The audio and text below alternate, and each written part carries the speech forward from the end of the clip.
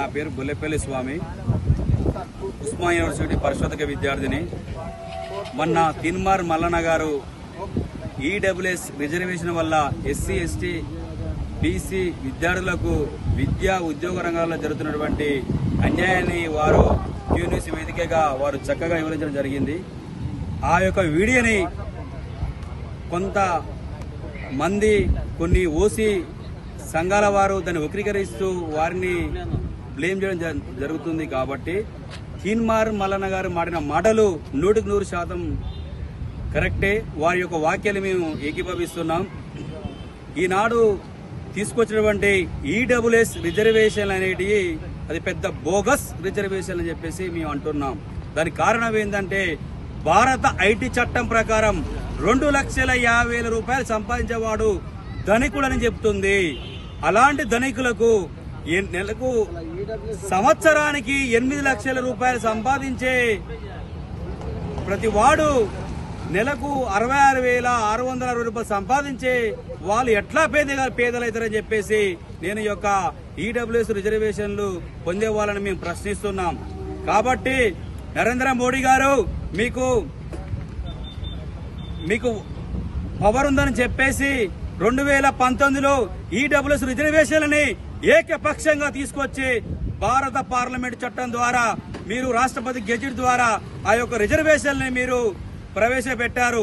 దేశవ్యాప్తంగా 10% మాత్రమే అగ్రకులాల వారు ఉన్నారు. తెలంగాణ రాష్ట్రానికి వస్తే మాత్రం 7% మాత్రమే ఉన్నారు.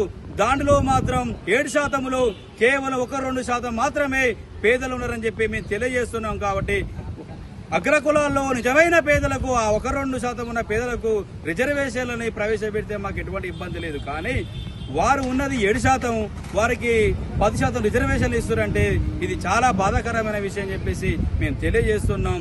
అదేవిధంగా ఈ ఈడబ్ల్యూఎస్ రిజర్వేషన్లకు దేశవ్యాప్తంగా కూడా రాష్ట్ర వ్యాప్తంగా కూడా ఎక్కడంటే ఉద్యమాలు జరగలేదు.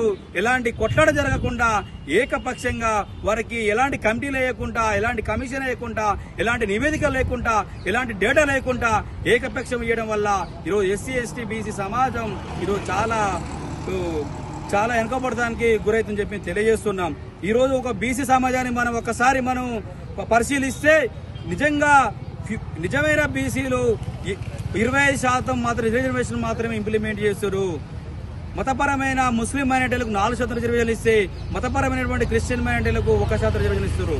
కాబట్టి ఈ తెలంగాణ రాష్ట్రంలో 60% బీసీలు ఉంటే వారికి కేవలం 25% రిజర్వేషన్లు ఇవ్వడం వల్ల ఈరోజు 30% రిజర్వేషన్లు ఇలా బీసీలు నష్టపోతారని తెలియజేస్తున్నాం. సుప్రీంకోర్టు వారు అంటారు ప్రతిదానికి ఓ సీలింగ్ యాక్ట్ ఉందంటారు. 50% దాటి సీలింగ్ యాక్ట్ ఉన్న వాళ్ళు ఈనాడు 60% రిజర్వేషన్లు మీరు ఎట్లా ఇంప్లిమెంట్ చేస్తారు?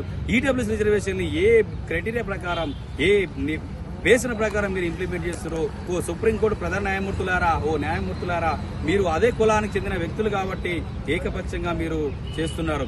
ఇవాళ తెలంగాణ రాష్ట్రంలో ఉన్నటువంటి పంచాయతీరాజ్ ఎన్నికలలో బీసీలకు 34% రిజర్వేషన్ ఉంటే వాళ్ళని 23% రిజర్వేషన్లు తగ్గించడానికి కుట్ర జరుగుతున్నాయి. కారణం సుప్రీంకోర్టులో కేసు ఉంది. సుప్రీంకోర్టులో ఉన్నటువంటి వారికి ఈ రిజర్వేషన్ 50% రిజర్వేషన్ దాటొద్దని చెప్పేసి ఆ వంకతో ఈరోజు వారి యొక్క రిజర్వేషన్ని తగ్గించడానికి ఈ రాష్ట్ర కేంద్ర ప్రభుత్వాలు చాలా కుట్ర చేస్తున్నాయి. కాబట్టి ఇప్పటికైనా బీసీల జనాభా లెక్కించాలి. ఆ జనాభా దామాషా ప్రకారం వాళ్ళకు వచ్చే పంచాయతీరాజ్ ఎన్నికలలో రిజర్వేషన్లు ఇంప్లిమెంట్ చేయాలని చెప్పేసి మేము తెలియజేస్తున్నాం. తీన్మార్ మల్లన్నపై ఏ మాత్రం ఈగ వాలినా, తీన్మార్ మల్లన్నపై ఎలాంటి దాడులు జరిగినా మేము ఊరుకునే ప్రసక్తి లేదు.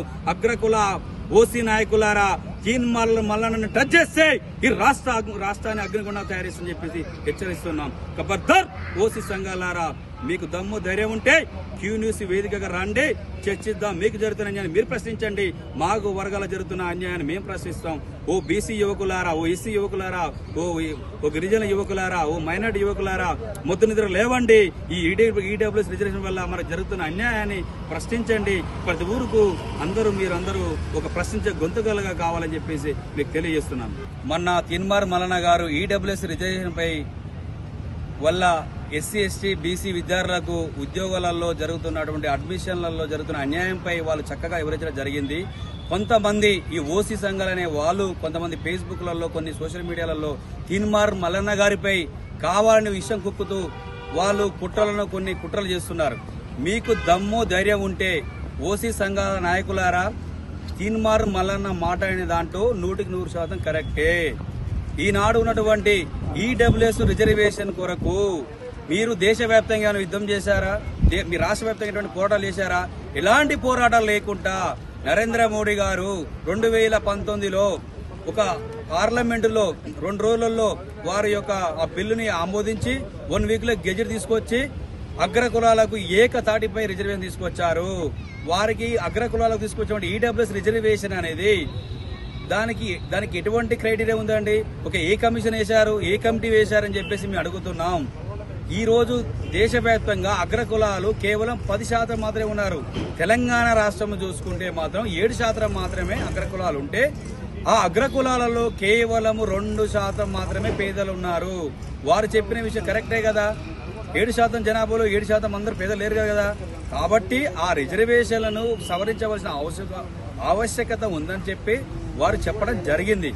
ఇప్పటికైనా కూడా ఈడబ్ల్యూఎస్ రిజర్వేషన్లని ప్రక్షాళన చేయవలసిన ఆవశ్యకత ఉంది. ఈనాడు ఎస్సీ ఎస్టీలకు సంబంధించిన రిజర్వేషన్లు ఏదైతే ఉన్నాయో వాళ్ళ జనాభా దామాషం ప్రకారం ఉన్నాయి కాబట్టి ఓకే. అదే విధంగా బీసీలకు కూడా ఈరోజు కేవలం 25% మాత్రం రిజర్వేషన్లు ఉన్నాయి.